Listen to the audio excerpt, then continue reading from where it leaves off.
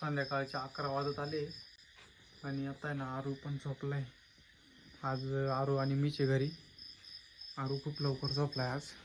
आरूची mummy पण घरी नाही आहे. चला आता घेऊ झोपून.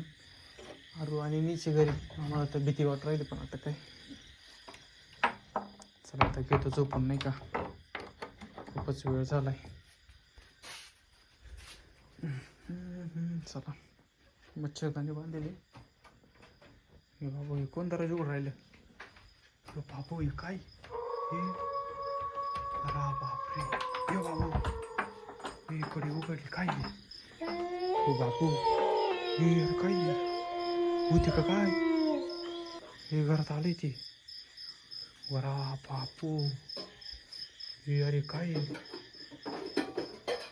हो काय ते कोण आहे तू? होय कोण आहे? भूत आहे. भूत आहे? हा, तू इकडे काय आलंय पण? मी ड्रॅगन फ्रूट खायला आले. काय? Dragon fruit. यो बाबू तुला कसं काय कळालं मी ड्रॅगन फ्रूट आणलेली? मला वास आला त्याचा. अरे बापरे, पण मी ते आरूला आणलेले आमच्या. मला खायचंय.